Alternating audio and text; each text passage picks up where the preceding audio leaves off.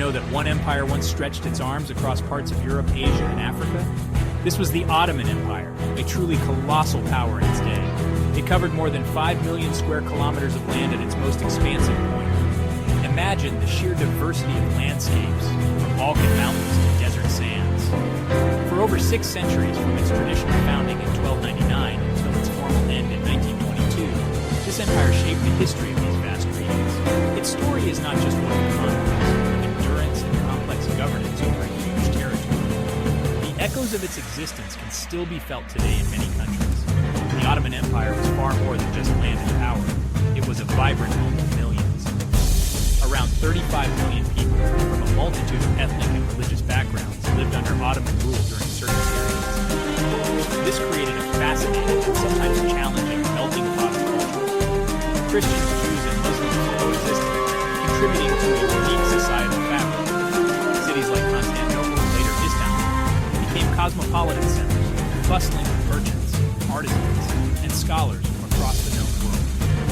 This rich human tapestry was one of the empire's defining features, influencing its art, its food, and its very identity throughout its long history. The story of the Ottoman Empire begins with a man named Osman. He was the leader of a small Turkoman principality, or Beylik, in northwestern Anatolia. This region, now part of modern-day Turkey, was a frontier zone. It lay on the edge of the declining Byzantine Empire, a Christian power that had ruled for centuries.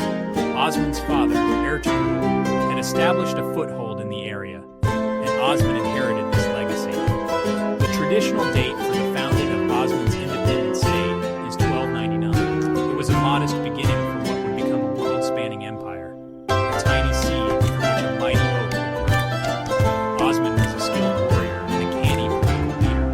He attracted a following of Ghazis, who were warriors fighting for Islam and for conquest. These Ghazis were eager to expand their territories and gain spoils. Osman's early successes were small but significant.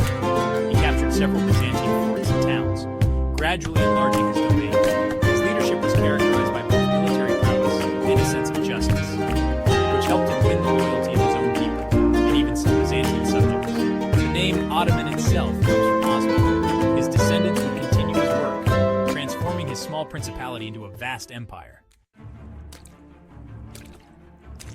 After Osman's death around 1324, his son Orhan Gazi took the reins. Orhan continued his father's expansionist policies with great success. One of his most significant achievements was the capture of Bursa in 1326. This important Byzantine city became the first major Ottoman capital. Under Orhan, the nascent Ottoman state began to develop more formal institutions. He established a standing army, the famous Janissaries, who were initially composed of Christian youths converted to Islam and trained as elite soldiers. Orhan also introduced the first Ottoman silver coinage, a clear sign of growing state power and economic organization. His reign truly solidified the Ottoman presence in Anatolia. The Ottomans then set their sights across the Dardanelles Strait towards Turkey. Orhan's son, Murad I, was the first Ottoman ruler to extensively campaign in the Balkans. In 1361, he captured Adrian, modern-day Yemen, and made it the new Ottoman capital. This move signaled Murad I achieved a pivotal victory in the Battle of Bosra in 1389 against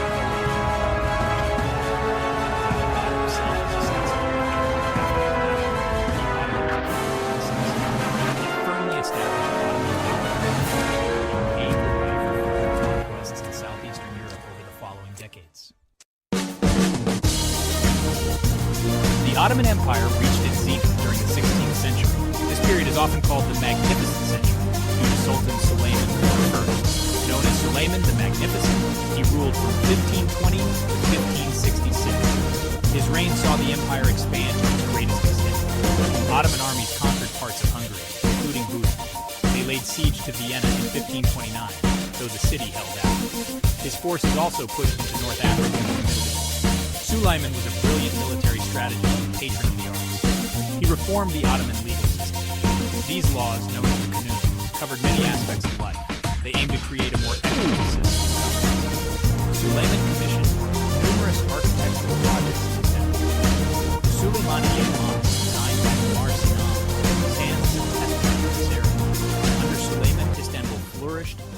imperial capital. Section 5. Where cultures met, Ottoman society and its gifts. The Ottoman Empire was a remarkably diverse place. For centuries, it brought together people from many different ethnic, religious, and linguistic backgrounds. Arabs, Greeks, Armenians, Jews, Slavs, and Turks all lived within its borders. This multicultural environment led to a rich exchange of ideas and traditions. While Islam was the state religion, the Ottomans practiced religious tolerance, particularly towards Christians and Jews. Non-Muslim communities, known as millets, governed their own internal affairs. This cultural mix fostered significant achievements in various fields. Ottoman art blended Persian, Byzantine, and Arab traditions. Intricate calligraphy adorned mosques and public buildings. Iznik tiles with vibrant floral patterns became famous worldwide. Ottoman miniature painting depicted historical events and literature. Music and poetry flourished, drawing on the empire's diverse heritage. These artistic expressions reflected the richness of Ottoman society. Trade connected the diverse regions of the empire to the wider world. Section 6. The Sultan's sword and coin, military and economy. The Ottoman military was a cornerstone of the empire's rise and long-term survival. For centuries, it was one of the most formidable fighting forces in the world. The Janissaries, the elite infantry corps, were renowned for their discipline and effectiveness in battle. Alongside them fought the Sipahis, a feudal cavalry force who were granted land in return for military service. The Ottomans were early adopters of gunpowder weapons, particularly cannons and muskets. The economic foundations of the empire were equally crucial. Agriculture formed the backbone of the Ottoman economy, with vast fertile lands producing grains, fruits, and other crops. Taxation was a major source of revenue for the state. Trade routes passing through Ottoman territories were another vital source of wealth. Section 7. The sick man stirs. Challenges of the long 19th century. By the 19th century, the Ottoman Empire was often referred to by European powers as the sick man of Europe. This rather unkind label reflected its declining military strength, territorial losses, and internal weaknesses. The empire faced immense pressure from expanding European empires like Russia, Austria-Hungary, Britain, and France. These powers sought to exploit Ottoman weaknesses for their own strategic and economic advantage. A series of wars, particularly with Russia, resulted in significant territorial losses in the Balkans, the Caucasus, and North Africa. The once mighty Ottoman military struggled to keep pace with European advancements. Internally, the empire grappled with severe economic problems. The traditional economic system was ill-equipped to compete with the industrialized economies of Europe. Capitulations, which were trade concessions granted to European powers centuries earlier, became a tool for foreign economic penetration, often harming local industries. Section 8. Rising tides of change, nationalism, and external pressure. One of the most potent forces undermining the Ottoman Empire in the 19th and early 20th centuries was nationalism. The French Revolution had unleashed powerful ideas of self-determination and national identity across Europe. These ideas gradually spread to the diverse ethnic groups living within the Ottoman Empire. Greeks, Serbs, Bulgarians, Romanians, Albanians, and Arabs, among others, began to develop distinct national consciousnesses. They increasingly sought autonomy or complete independence from Ottoman rule, dreaming of their own nation-states. This directly challenged the multi-ethnic, multi-religious nature of the empire. These nationalist movements often received support from external powers. Russia, for example, styled itself as the protector of Orthodox Christians and frequently encouraged Slavic nationalist groups in the Balkans. Britain and France, while sometimes propping up the Ottoman Empire to counter Russian expansion, also pursued their own imperial interests, which sometimes involved supporting specific nationalist causes and targeting sphere of influence. The Balkan Wars were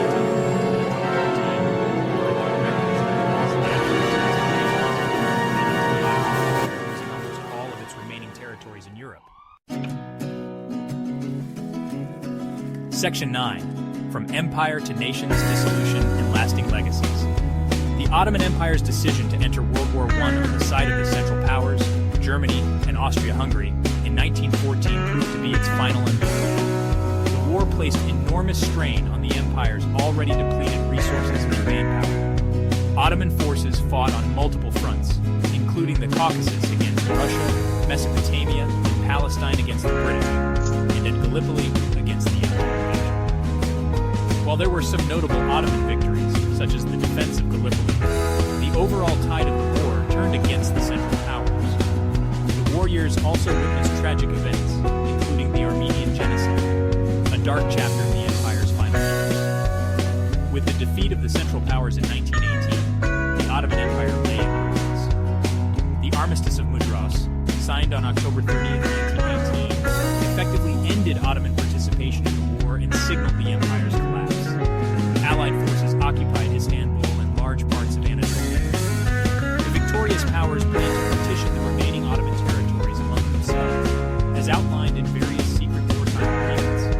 The Treaty of Sèvres, signed in 1920 but never fully ratified by the Ottomans, formalized these harsh terms, leaving only a small Turkish rump state in Anatolia. This treaty was widely rejected by Turkish nationalists.